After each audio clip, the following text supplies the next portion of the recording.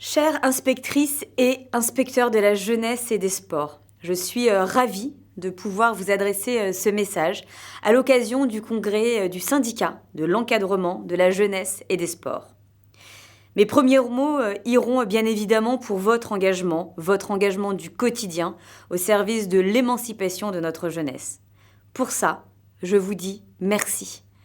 Sachez que pour les jeunes, cet engagement produit des effets très concrets. Nous l'avons encore vu cet été avec la 4e édition des Colos apprenantes.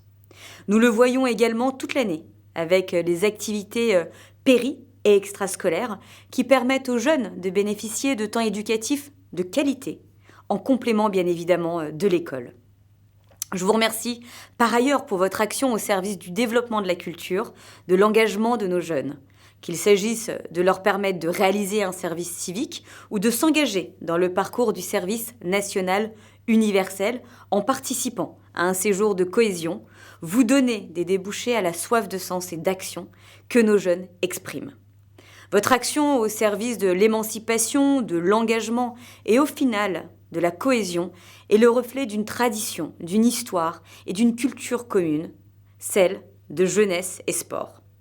Avec ma collègue Amélie Oudéa-Castéra, nous partageons le souhait de faire vivre la découverte de soi, les rencontres avec les autres et la mixité sociale, la vie collective, l'émancipation et bien évidemment l'apprentissage de l'autonomie.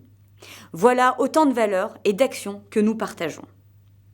Pour faire vivre cette culture, je vois 3 enjeux principaux. D'abord, vous donner les moyens d'agir. 2024 sera une année charnière à plus d'un titre. Année olympique, montée en puissance du SNU, mise en œuvre du pass Colo qui doit contribuer à relancer la dynamique des départs en vacances.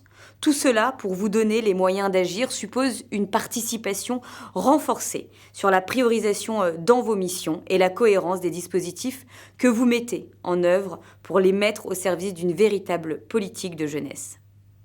C'est l'objectif du chantier adéquation, mission, moyens, auquel je suis très attentive. Cela suppose, d'autre part, de renforcer les ressources pour déployer cette politique.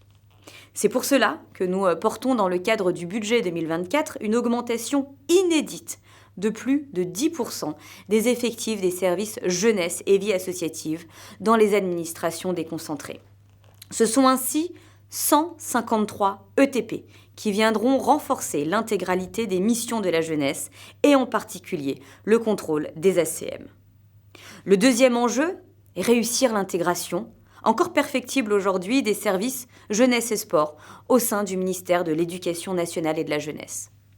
Ce retour dans la grande famille de l'éducation et de la jeunesse est pour moi une évidence, car il est une condition de la réussite de plusieurs de nos ambitions, au premier rang desquelles la continuité éducative.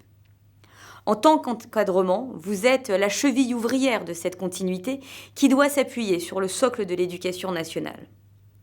Bien sûr, le développement d'une culture commune prend du temps et ne se décrète pas. Cependant, nous pouvons la faciliter. D'abord en levant les irritants du quotidien qui, trop souvent, demeurent, et j'ai demandé que le travail sur ce sujet continue avec efficacité. Ensuite, en donnant des perspectives. Et c'est pour cela que je souhaite qu'un bilan d'étape puisse être réalisé 2 ans après la réforme OTE pour renforcer la dynamique de cette intégration. Enfin, le 3e enjeu, renforcer l'attractivité de votre métier.